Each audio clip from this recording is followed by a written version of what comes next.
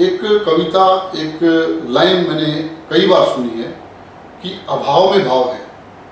दोस्तों, मैं कई बार सोचता था कि ऐसा कैसा, मगर अभी इन दिनों में जो परिस्थितियां चल रही है, जो हालात देख रहा हूँ, तो मेरे को महसूस हो रहा है कि अभाव में भाव का मतलब क्या है। अभाव में भाव का शाब्दिक अर्थ एक सामान्य भाषा में, सरल भाषा में देखें तो जो चीज़ हमारे पास नहीं है उसको पाने के बाद जो खुशी मिलती है उसको बोलते हैं कि जब तक वो नहीं थी तो अभाव था, और जब मिल गई तो वो अवेलेबल हो गई तो उसमें अंदर जो खुशी मिलती है उसको उसका भाव बोला जाता है।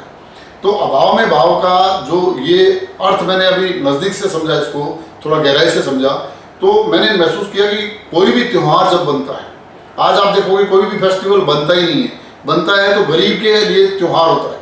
गरीब से मेरा मतलब कोई भी आदमी, वो आदमी जो कि अपने आप को ग्राउंड लेवल पे महसूस करता है, वो उस श्रेणी में मैं उसको डाल रहा हूँ, पैसे के वाइज नहीं डाल रहा हूँ, फिर भी कहीं ना कहीं पैसा उसमें प्रमुखता से आता ही है। गरीब आदमी है, आप देखो महाराष्ट्र में गणेश उत्सव बनता है तो सबसे ज़्यादा एंजॉय जो करता है वो गरीब आदमी करता है। वो भक्ति भाव से उस त्यौहार को बनाता भी है और उसमें नाच गाना, और उसके अंदर वो भक्ति होती है, रियल में वो आनंद उत्साह होता है।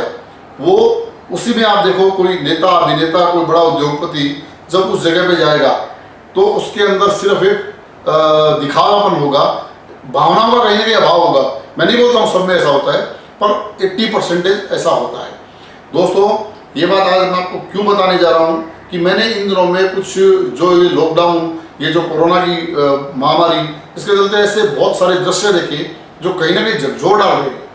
दोस्तों, मैंने महसूस किया कि जो माइग्रेंट लेबर है उनके हालात हम सब ने देखे, उसके बारे में मैं ज़्यादा बोल के कहीं ना कहीं आपके भी दिल को दर्द होगा, मेरे को भी होगा, तो मैं खाली उसमें कुछ अच्छी बातें आपको बताता हूँ कि माइग्रेंट लेबर के बारे में टीवी पे आपने देखा होगा, सोशल मीडिया पे देखा होगा कि यहाँ तक हुआ कि उनके पास पैसा नहीं था तो उनको गांव से 5-5 हज़ार, 3-3 हज़ार रुपये पर हेड उनके घर वालों ने भेजे, जो कि उनकी ताकत के बाहर था, पर उनके अंदर एक प्यार था। एक जो आप ऐसा समझो कि गरीबी कहीं ना कहीं हमारे अंदर प्यार कायम रखती है।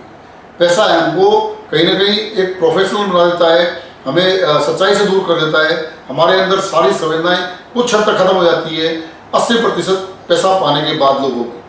मैं नहीं बोलता हूँ सब में, 80% लोगों में ऐसा होता है। तो हमको उस चीज़ से बचना है और हमको समाज के अंदर, खास करके कोरोना जैसी महामारी, ये हमको कहीं ना कहीं सिखा रही है कि तुम्हारे पास कितना भी पैसा हो, मगर मैं एक छोटा सा वायरस, तुम्हारा पैसा तुम्हारे कोई काम नहीं आने वाला है, सब इधर ही रहने वाला है। तो तुमको ये चीज़ समझ लेनी है कि मेरा पैसा उपयोग के लिए है, उपभोग के लिए नहीं। और उपयोग का मतलब है कि आपके लिए भी काम आवे, आपके नियर डियर के लिए काम आवे, फिर भी बचे तो समाज के लिए काम आवे। दोस्तों, आपने देखा होगा सोनू सूद, जो मैं नाम कुछ एक लोगों को ले पा रहा हूँ क्योंकि जो मेरी स्मृति में आ रहे हैं, मैं वो नाम आपके सामने ले रहा हूँ। सोनू सूद ने जो किया, और समझो अभी अमिताभ बच्चन जी ने जो किया, 2-3 ये बॉलीवुड के नाम आपको इसके लिए ले रहा हूँ कि ये सबको मालूम है इनके बारे में, और ऐसे हजारों लोग इसमें आए हैं। अभी मैंने पिछले दिनों कर्नाटका के एक IPS अधिकारी है, उनके बारे में भी देखा था, वो भी दिल खोल के सेवा कर रहे हैं, और बहुत सारे लोग, हजारों लाखों लोग इस चीज़ में जुड़े हुए हैं और अपने अपने स्तर पर प्रयास कर रहे हैं।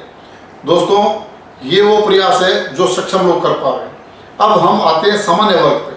सामान्य वर्ग में जो विडंबना वाली बात मैं देख रहा हूँ वो क्या है, जैसा मैंने आपको बताया कि माइग्रेंट लेबर को उनके घर वालों ने वो अपनी ताकत से बाहर होकर भी पैसा भेजा, मगर जो मिडिल क्लास आदमी है, वो जो समझो राजस्थान, हरियाणा, पंजाब, ये जो क्षेत्रों से समझो दिल्ली, मुंबई, चेन्नई, बेंगलोर ऐसे महानगरों में रह रहे हैं, और जहाँ कोरोना का प्रकोप ज़्यादा है वहाँ पे वो डर रहे हैं, वो 1, 2, 3 BHK के फ्लैट में रह रहे हैं, उनको न हवा का कोई साधन है, न पानी का कोई प्रॉपर साधन है, न धूप का प्रॉपर साधन है। माने जो इस बीमारी से लड़ने के लिए जो इम्यून पावर चाहिए, उसके लिए विटामिन C, D, जिंक वगैरह जो भी लगता है, वो सब उनके अंदर 2-2.5 महीने की लॉकडाउन में कहीं ना कहीं कम होना ही होना है। और तीसरी बात, ऊपर से इसका खौफ कोरोना का कि मुझे कोरोना नहीं हो जाए, कारण एक तो उसको कोरोना का डर है, दूसरा उसको उस बिल का डर है, उस बहिष्कार का डर है कि मेरे को लोग क्या ऐसा कौन सी नज़र से देखेंगे। तो उस आदमी को अगर गांव जाना है तो मैं नहीं समझता हूँ 80% लोगों को गांव में वापस समझो कोई प्रोत्साहित कर रहा है कि आप आओ और सेफ रहो, इस चीज़ में ही हमारे को खुशी मिलेगी। 80% लोग क्या बोल रहे हैं गांव में कि नहीं बाबा, बम्बई दिल्ली वाले या जहाँ पे ज़्यादा इसका प्रकोप है महामारी का, बोलेंगे आप जाओ वही ठीक है, हमारे यहाँ नहीं लाओ। तो इवन यहाँ तक कि कुछ सरकारें भी वो सीमाएं सील करना, मेरे को नहीं मालूम ये उनका राजनीतिक मजबूरी है या समझो एक देश को बचाने के लिए उनकी मजबूरी है, आई डोंट नो। बट मैं एक मानवता के नाते मेरे को लग रहा है संवेदनहीनता का द एंड है।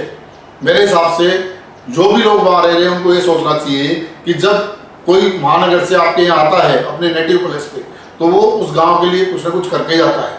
जाने अनजाने वो गांव की जीडीपी में बड़ा योगदान करता है। वो हर साल कुछ ना कुछ गांव में भेजता है, गांव में अपने से अक्षम लोगों को कुछ देता है। आप वो सब भूल के आज जब वो तकलीफ में आया, और ऐसा महामारी 100 साल में एक बार आता है जो अभी तक के इतिहास से समझ में आ रहा है, तो क्या हम एक बार भी अपने भाई बंधुओं का साथ नहीं दे सकते? अगर नहीं दे सकते तो कोई काम का नहीं है रिश्ते नाते। और ये क्लियर हो रहा है कि हम सब कुछ बचा जाएंगे मगर शायद रिश्ते नहीं बचेंगे। दोस्तों, ये रिश्ते बचाना कंपलसरी है, न्याय जरूरी है। और इसमें एक बात और जोड़ता हूँ कि आप इन दिनों में महसूस कर रहे हो जो आपका पैसे का व्यवहार है, कहीं ना कहीं उसमें भी फर्क आ रहा है। वो फर्क कभी नहीं आना चाहिए। आप जब तक सक्षम हो, आप अपनी इच्छा ये भी रखो कि मैं अगर पेट भर के सो रहा हूँ तो मेरे सामने वाला जिसका मेरा कुछ लेन देन है वो भी पेट भर के सोए। ऐसा नहीं कि मेरी वजह से वो भूख मर जाए। अगर हम ऐसा सोचते हैं तो इंसानियत पे लानत है। और इससे बचने के लिए, क्योंकि कहीं ना कहीं ये चीज़ भी क्लियर हो रही है कि हमारे भारतीय संस्कृति में बोलते हैं कि पुनर्जन्म होता है, हम जो पाते हैं जो खोते हैं वो किस्मत का खेल होता है। अगर हम उस चीज़ को भी ध्यान में रखें तो वो सोच के ही कम से कम आप इस पाप से बचो। आप इतना पुण्य जरूर करो कि जो आपके हाथ में पॉजिटिव हो, जो अच्छा हो वो आप करो समाज के लिए, ताकि समाज आपको ऐसे टाइम में जब आप उनके काम आओगे तो हमेशा के लिए आप एक अच्छे रिलेशन के बेस को, एक इमारत को और मजबूत कर पाओगे। अदरवाइज आपने जो मजबूत इमारत खड़ी की थी वो एक ताश के पत्ते की तरह रह जाएगी। आप किसी से भी अगर आपका लेन देन है, कोई व्यापारी है, तो मैं उनको भी बोलूँगा कि आप व्यापार में जिनसे 20 सालों से, 25 साल से, 10 साल से जो व्यवहार चला रहे हो, उस व्यवहार में फर्क नहीं आने देना। ये साल 6 महीने की तकलीफ है, ये वापस चली जाएगी, मगर हमको इसी धरती पर रहना है। और ये मान के चलो कि कोरोना जो भी है ये महामारी है, अगर हम सावधानी से जिएंगे तो भगवान ने चाहा तो हमारा कुछ नहीं बिगड़ेगा। और हमको सबका साथ देना है, और पूरे देश का सबका साथ, सबका विकास वाली जो हमारे मोदी जी की नीति है, उस नीति को साथ में लेने के लिए सांस्कृतिक रूप से हमको एक पूरे देश को एक रूप देखना है और देखते हुए आगे बढ़ना है।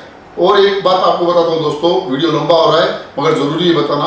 आज भारत कई मोर्चों पर लड़ रहा है। एक तरफ हम महामारी से लड़ रहे हैं, दूसरी तरफ चाइना, पाकिस्तान, नेपाल, ये ऐसा कुछ माहौल बन रहा है जो कहीं ना कहीं मानवता को बहुत बड़ी तकलीफ देने की ओर इशारा कर रहा है। तो हम जब तक हैं, एटलीस्ट जब तक तो हम उस चीज़ से बचे और समाज को बचाए। दोस्तों, हाथ जोड़ के अनुरोध है, ऐसी चीज़ों में जरा भी संवेदनहीनता नहीं दिखाना। जितना उसके संवेदनशील बनो, एक दूसरे का संबल बनो। और कोई कोरोना पॉजिटिव आ भी जाए आपके आजू बाजू तो आप उसको बहिष्कार मत करो, उसकी यथासंभव मदद करो। जैसा डॉक्टर अपने फ्रंट फुट पे रह के, अपने पुलिस वाले हैं, अपने सैनिक है, वो कैसे अपनी जान की बाजी लगाते हैं, तो क्या हम इतना नहीं कर सकते हैं? हमको अपने घर में सुरक्षित रहना है, जहाँ तक वो रिक्वायरमेंट के हिसाब से बाहर निकलना है, और सारी चीज़ों को गवर्नमेंट की जो गाइडलाइन है उसको पालन करते हुए और समाज में एक दूसरे का हाथ पकड़ना है। अगर आप मेरे विचारों से सहमत है तो इस वीडियो को ज़्यादा से ज़्यादा शेयर करें, क्योंकि ये आपकी, मेरी, हम सब की, हर भारतीय की आवाज़ होनी चाहिए। इसी उम्मीद के साथ कि इस वीडियो को आप हर दिन एटलीस्ट 25 लोगों में शेयर करेंगे तो ये जन जन तक पहुंच जाएगा। धन्यवाद।